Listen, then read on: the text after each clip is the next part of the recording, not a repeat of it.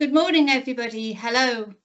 I'm glad to say we've resisted getting an AI deepfake video for this welcome, and instead I get to say hello and a warm welcome to our Academic Libraries North Conference 2024.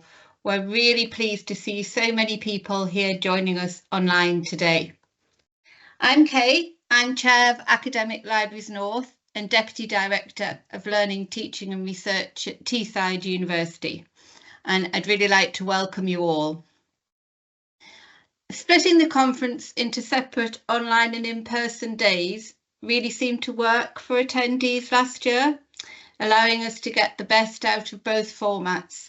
So we're sure it'll work again really well this year. So whether you're attending just today online or you're able to join us in Leeds in a few weeks' time, we hope you all really get a lot out of our days and that you really enjoy them. I'd just like to start by thanking the sponsors for this year who made it possible for us to invest in our conference and help make it what it is. Our bronze sponsor, PTFS Europe, AM, Brown's Books, De Gruyter, Technology from Sage, Cengage and OCLC, who are our silver sponsors, and Clarivate will be our in-person day. And an extra special mention to our title and platinum sponsor for both conference days, which is Cortext. Thank you very much to all of those. We're delighted to see so many people in attendance. I believe at the last count, there were just over 170 people signed up, with a packed day of talks planned for you, including a really fabulous keynote. We'd really like to welcome everybody. We're sure this is going to be a great success, and it's all down to you really, both those of you who are presenting today and those of you who have joined us to share and learn from each other. You'll be pleased to know that I only have a few minutes to welcome you before we hand over to Sue and the rest of the day. So I just wanted to take this opportunity, first of all, to thank everyone in our brilliant conference planning team for doing such a brilliant job getting us to this stage. I'm just going to do a quick run through of the names of the planning team who come from a whole raft of different ALN institutions. So thank you so much to Nicola Gregory and Heather Johnson, our co-chairs, to Happiness, Z Azu, Ruth Burns, Delphine Doucette, Sarah Hastings, Philippa Higson, Naomi Marklew, Tom Morley, Sarah Monks, Louise Speakman, Alex Wheeler, Nikki Freeman and Andy Walsh. You've all been working so hard on top of your normal work and you've done a brilliant job pulling this together. Another thing we'd like you to know about is some of our competitions for the conference today. We have a haiku competition. So if any of you are creative enough to create a haiku which describes your conference experience, so that's a Japanese poem in the format of 17 syllables composed in 3 lines of 5, 7 and 5 syllables. Okay, and you can submit your haiku anytime before 2 p.m. via Twitter, Mastodon or email, and use the hashtag ALN24. You can also submit it by email to alnconferenceteam@gmail.com, and we will announce our winner of our haiku competition during the final session of the day. We've also got a picture competition, so you can share a photo or a picture that sums up your experience at ALN24, and you can submit your picture anytime before 2 p.m. via Instagram or email. And you can DM your message to us at Academic Libraries North or email us at the same email address as before. So pictures will be posted on our stories and we'll choose our winner based on the most likes. So if everyone can keep their eye on those Insta stories and like your favourite pictures, and then we'll be able to announce our lucky winner during the final session of the day. And I do believe there may be a prize for those as well. So before we get started properly, I'm just going to run through some housekeeping. Please use the chat for discussions and the question and answer function for questions. We're going to choose the most popular questions to ask our presenters. So please use the like feature if someone else asks the question you're interested in. If you can't access the question and answer, then do use the chat with the question. Do use chat and put a question before the hand in chat, and we'll know that you want to ask a question. This session is being recorded.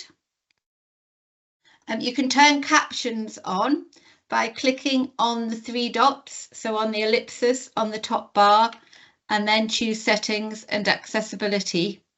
And then you can toggle so that you can always show captions in the meeting option if that's helpful to you.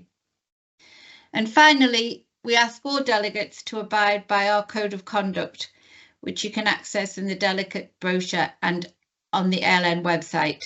Obviously, we want this to be really enjoyable for everybody. So if anyone sees anything inappropriate, please just drop us an email and let us know.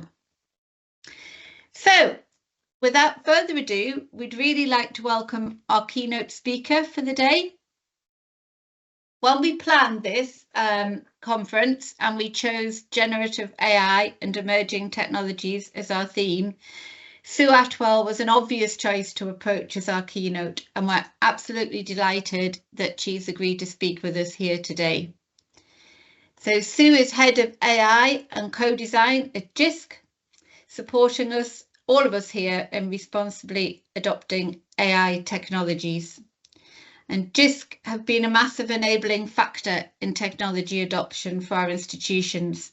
So we're really looking forward to hearing how JISC and Sue's leadership is enabling us to continue to adapt to this new wave of technology. So at this point, I'm going to hand over to Sue. Thank you, Sue.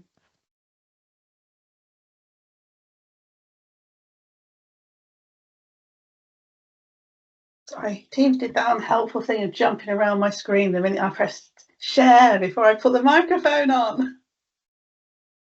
Hello, everybody. Hopefully now you can see my signs. Thank you, Kay, for that great introduction. I'm going to try and live up to it now. I'm not going to go into too much detail, but artificial intelligence at JISC, or as we used to be called, the National Centre for AI in Tertiary Education, and I'm so glad not to have to keep saying that throughout presentations.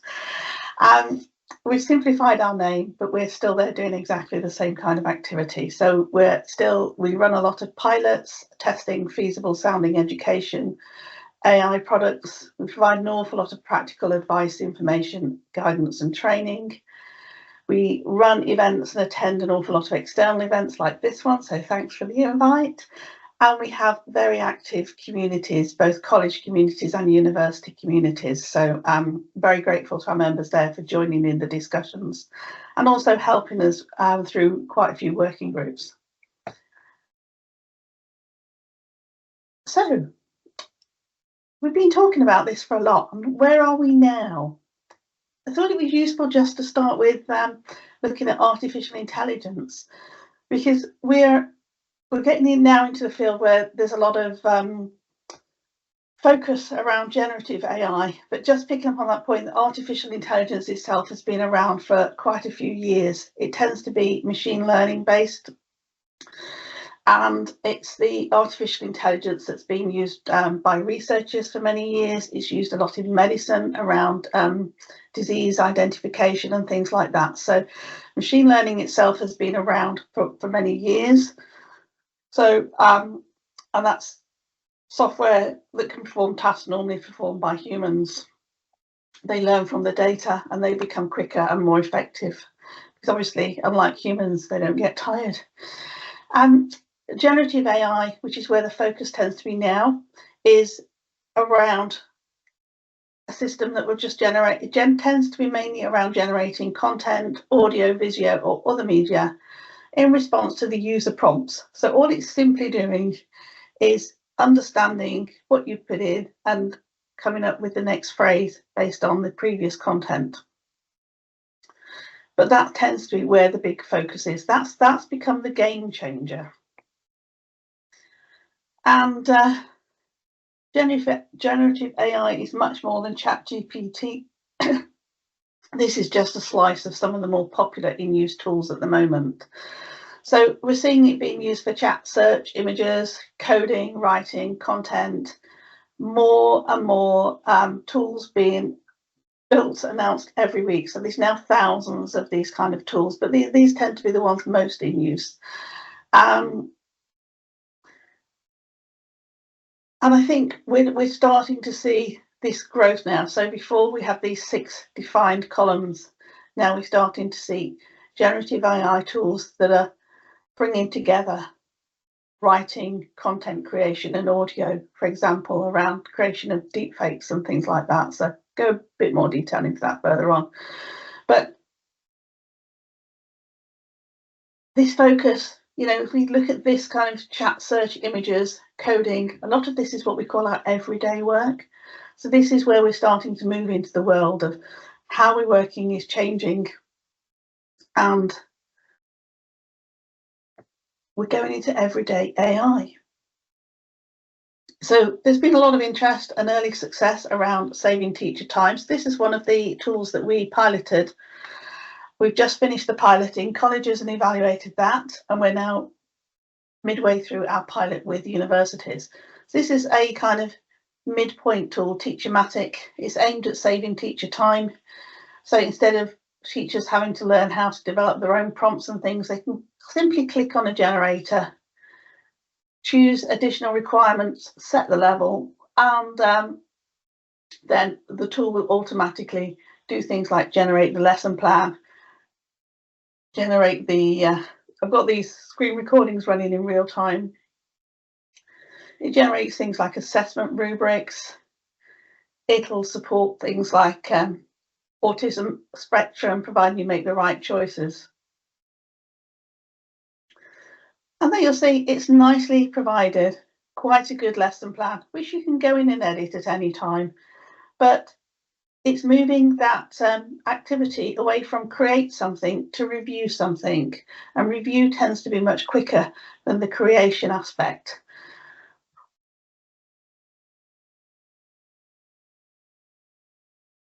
It's helping people become more productive. So this is ChatGPT, again running in real time. I've asked it here to develop an outline for a session teaching new undergraduate students how to use the library effectively in 40 minutes and to include some fun. So it's starting to, you know, it's developing an outline. And you can see how these kind of tools can be useful in your daily life. You know, sometimes when you get these activities, looking at the blank piece of paper is the thing sometimes that you just get stuck. You know, how many of us, when we're doing things, you know, we kind of try and find one we've done before. We ask a colleague if they've done something before so we can see it. So just having the starting point is really, really helpful. And it's actually pretty good at producing resources for sessions and things like that. So we can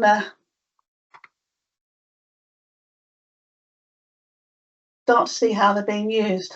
And this example here I quite like. So this is a hand-drawn picture, as you can see, which we've simply photographed and uploaded into ChatGPT,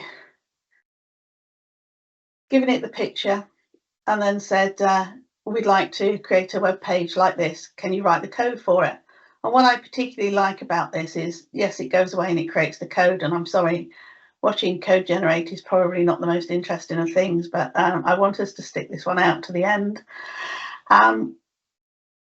It does write the code. The code is correct. The code is will create a website as it's been asked.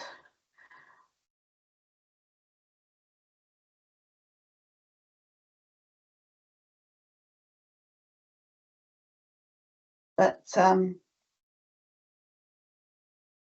always when I'm watching this, I kind of speed it up. When it's created the code, it starts to suggest what you might want to do next, what you might not have thought about. And this is where it starts to become even more helpful, because particularly if you're doing something for the first time, it's starting to tell you, you know, and coach you through the process. So data is another aspect that we're finding it useful for. This is one of the HESA open data sets, so this is available on the website. There's nothing confidential in this data set, and it's the one where around universities and resource consumption.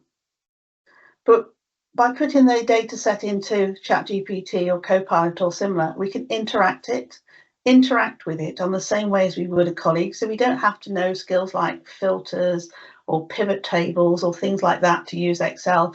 We can simply ask questions about the data. So which university uses most electricity? Edinburgh. And then we can start asking questions about why.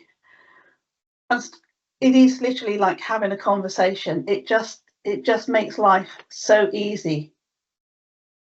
And here's some really interesting work. This is relatively new. So Google made quite a lot of announcements last week. And this one I really like. It's only in demo model at the moment, but this is Illuminate, which is the new Google tool in development. I'm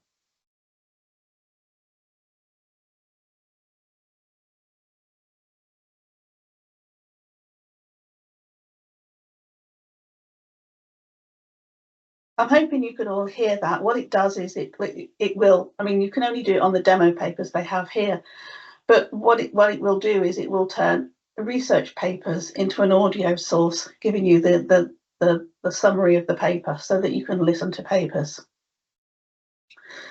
And in the demo, it works really, really well. Obviously, we'll have to see how it develops, but that looks to be a really useful tool.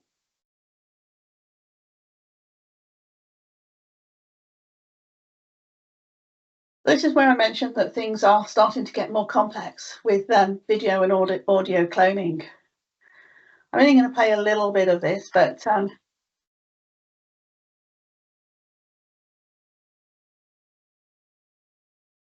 we're not getting any sound on that, I'm afraid.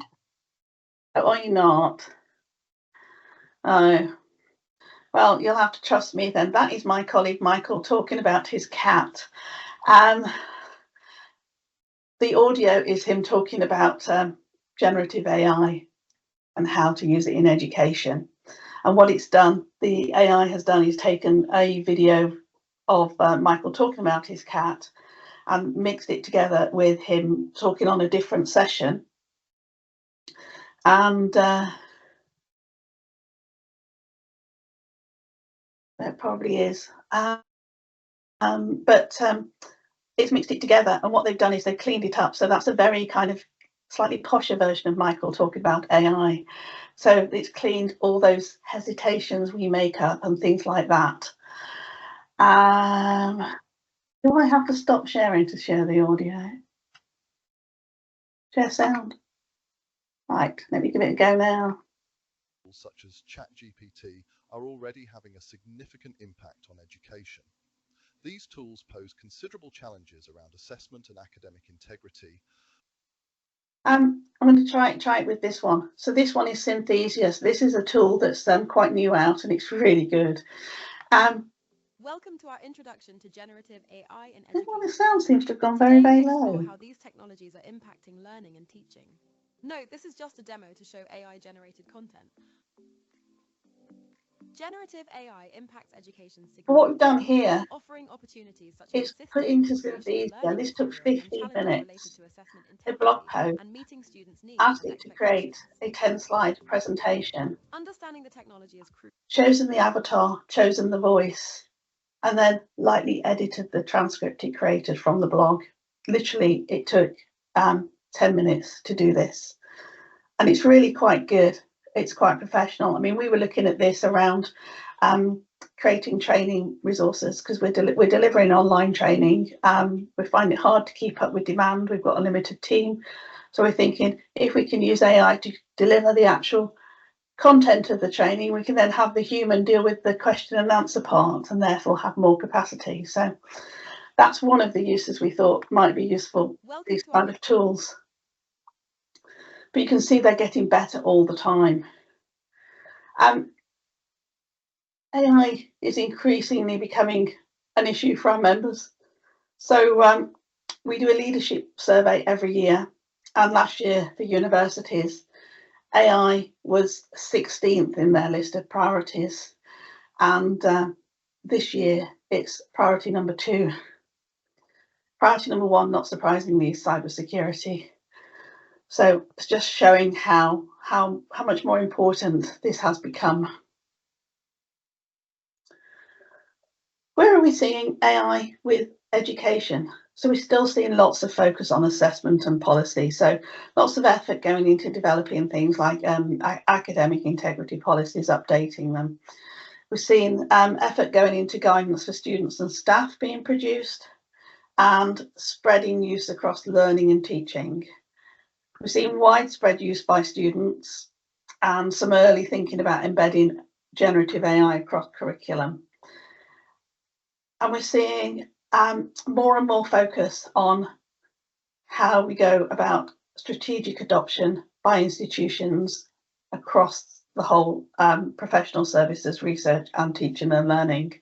So that's starting to become the new focus, where people are thinking that effort needs to be expended, and broad acknowledgement that work's changing.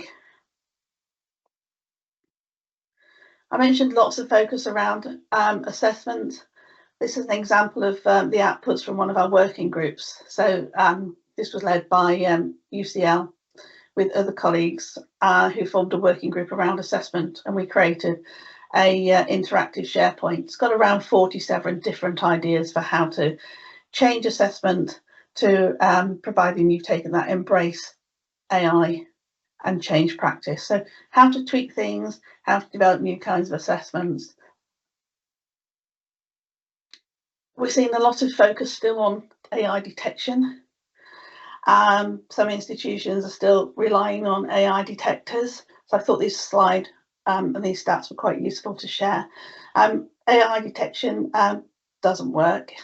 There's no effective way of detecting AI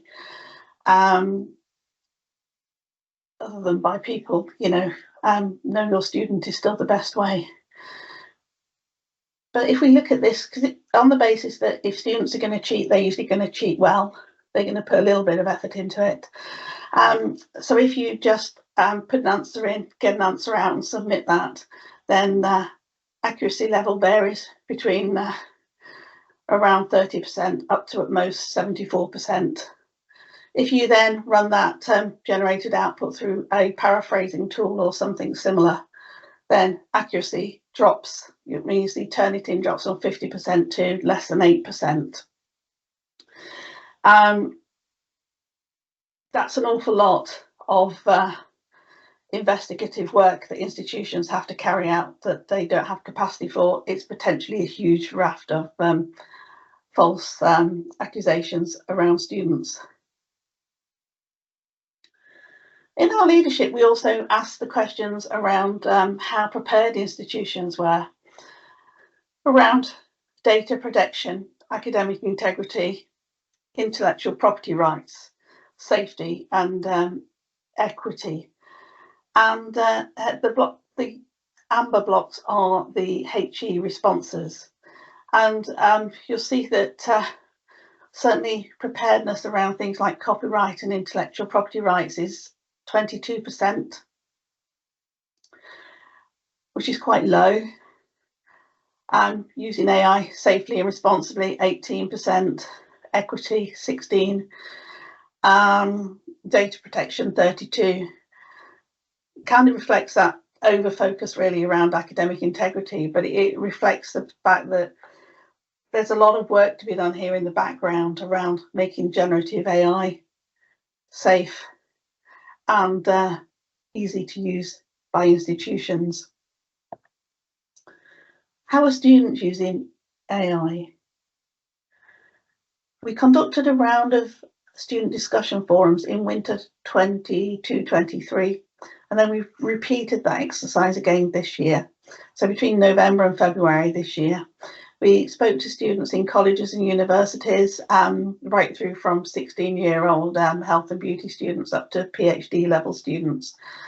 Tried to cover quite a range of students, creative students, business students, all sorts of students, and talk to them about how they're using AI. And what's very noticeable is that over the about 10 months since the previous round of forums, student use has matured and become more sophisticated. We've seen them move away from using it as seeing it as an answer provider where they just put the answers in, and we've seen them use it as a coach to mentor them, to help them learn. We're seeing them use it to explore concepts as a research tool, both to find new research sources, but also to summarise papers, to make that decision of whether they should invest their time reading the whole paper or not. They're using it to get started, to get over the blank piece of paper. They're using it to get feedback and improve their writing, and they're using it around efficiency and focus to help them meet their deadlines, to help them manage their time effectively so they have time for work, study, family, whatever the balance they're trying to achieve. We're seeing increasing use by students who are non-native English speakers. They're using it to translate, they're using it to get an understanding of what's being asked of them, so to get a full understanding of the question before they start to respond. They're using it to rewrite sections and again improve their writing. Unfortunately, that's where the detectors come in as well, because non-native English speakers are using these tools to improve their writing. Detectors are picking up on how detectors unfairly pick up on non-native English speakers and the way they write, and tend to identify it as generative AI produced. So there's again that balance. They use it for creating images of portfolios and things, and increasingly creative students are using it to co-create with, so they're using it to create music, to create images, to create different kinds of art with, and they're using it to push their creativity forwards. And we are still seeing some students paste a question and get an answer out. And obviously there's the line of acceptability across there, which institutions and faculties have to make that decision as to where to draw the line. So why do students use generative AI tools? Well, one of the reasons is because they're always there, and they're infinitely patient. Students can ask the same question multiple times until they get an answer they can understand. That's something we don't tend to want to do with people. You know, we might ask for clarification once and then we'll drop it. But you can ask 6, 7, 8 times of AI. It'll just keep going until you understand. They can easily change the voice and tone, and they can ask it to simplify, explain, support. They can engage in discussions. And a lot of feedback from students was they love the fact that it's continually evolving and adapting and doing new things, so they quite like exploring the new capabilities, and they find it's very efficient. But students do have concerns too, and one of them is around information literacy. You know, how do there's this constant requirement to review generative AI outputs. How do they make that decision about what information is robust and reliable? Do they have the information literacy skills they need to make that decision? Well, feedback from our discussion forums was that many feel they don't. Privacy and data security, if I'm honest, many of them were not concerned about privacy, many feeling that horse has bolted. But they're very concerned about data security, and they're concerned about copyright and IP. You know, if they're using generative AI to co-create, who owns the outputs? They're unsure.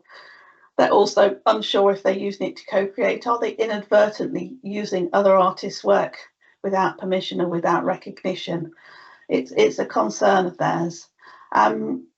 Academic integrity, they're concerned about students cheating. They don't want to feel that students who cheat will get equal recognition, the same kind of marks, but they're also concerned about what they see as the overemphasis on academic integrity and how they're interpreting it as teachers feeling that they all cheat, and most of them don't.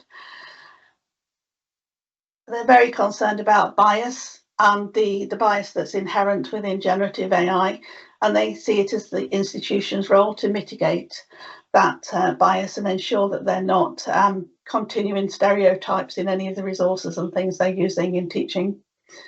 And they would like to see a method of challenge where artificial intelligence is making any decisions.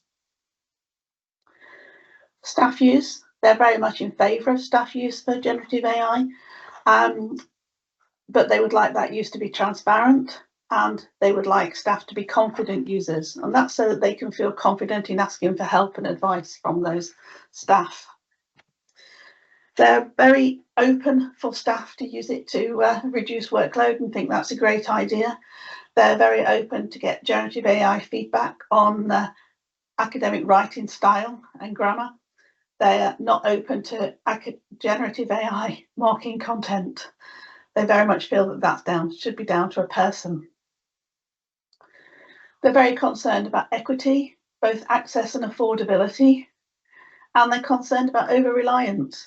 And again, they're looking for their institution to support that balance of using AI in their studies and ensuring they do have that intellectual development they're expecting.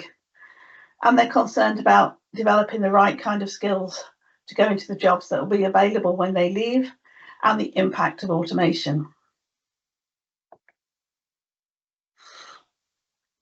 And just picking up on that point, employment is changing. How we work is changing.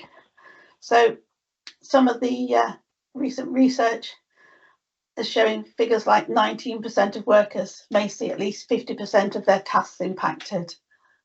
So, and 80% of the US workforce could have at least 10% of their work tasks affected by the introduction of GPT. So this is changing how we work, not necessarily what we do, but how we do those tasks. And the thing that's particularly different about generative AI impact is that traditionally automation has always hit lower level jobs. With generative AI, the impact is across the board. So both low skills, medium and high skill jobs are all facing exposure to generative AI.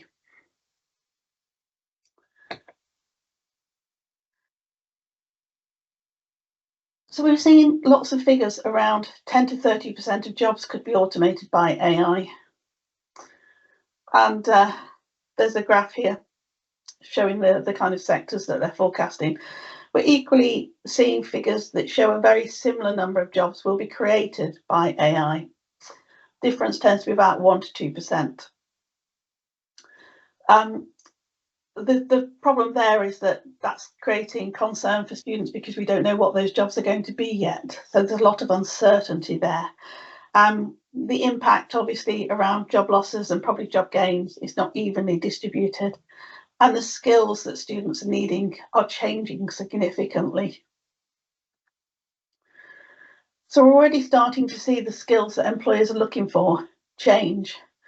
They're starting to focus more around those human skills, those things that AI can't do, those things that make us unique. There's a good quote here from the World Economic Forum.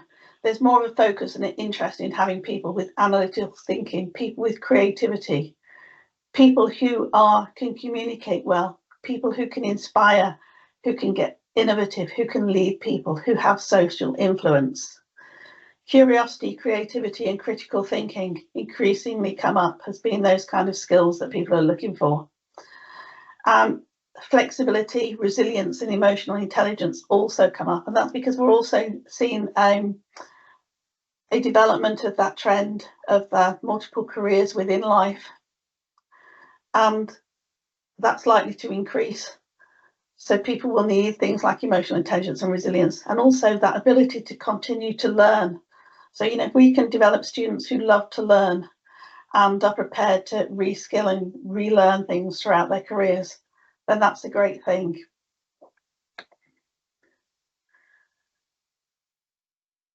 here, two particular quotes here. Generative AI has the potential to enhance productivity across industries, and that's what we're seeing the impact of at the moment, to be honest.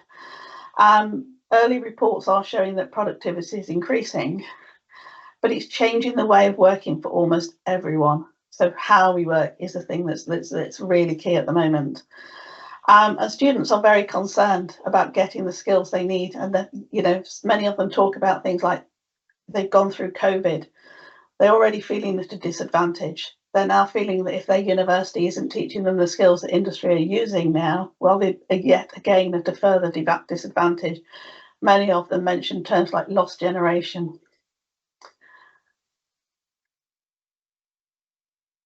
So where are we going next?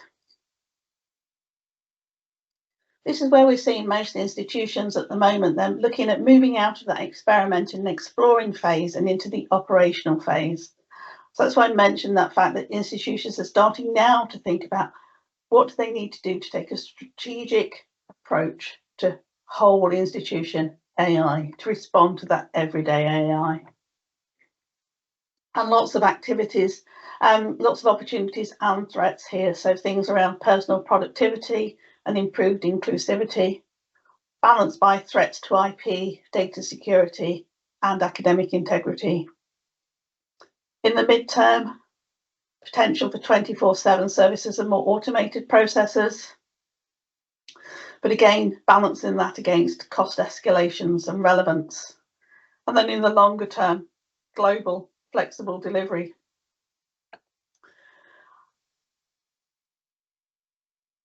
Personal productivity, we've seen some of the examples earlier in our talk. We've seen things like Copilot and ChatGPT are already proving very effective. Copilot 365 meeting summary, I love it. It's my very favourite tool.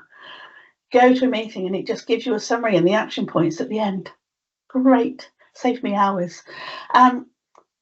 But in order to take advantage of that, we need to make sure that staff have got clear guidance, that we've reviewed and updated our policies, and that there is a staff development programme in place. If we're expecting staff to help students, then we need to make sure staff have the skills to do that first.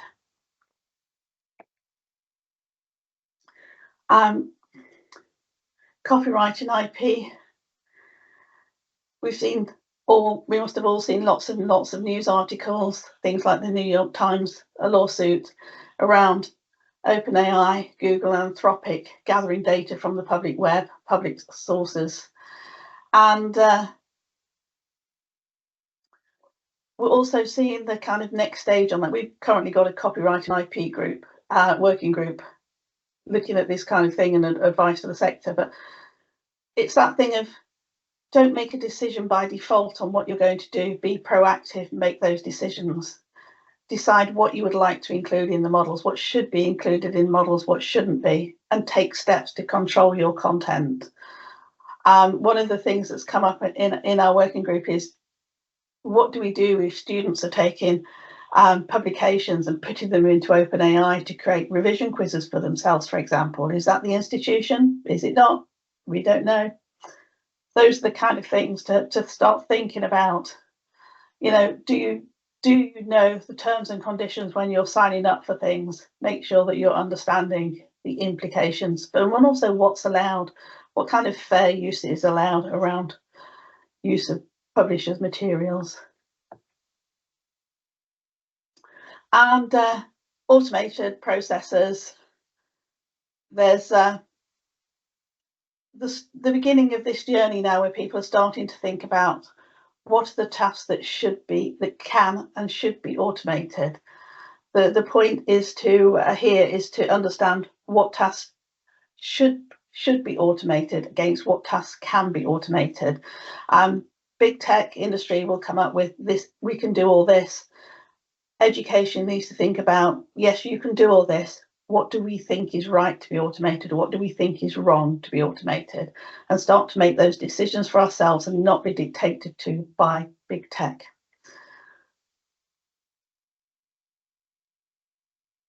So we're at that kind of time now where institutions need to start thinking more strategically, start thinking about the operational foundations. we've got a guide to help people start thinking and thinking strategically rather than just focusing on the quick wins. And I'm going to stop here. I'm just sharing a link here to our website and our community. If people would like to join our GIST mail list, we produce regular monthly newsletters. We like to feel we keep people in touch without overwhelming. So, questions? Thank you so much, Sue.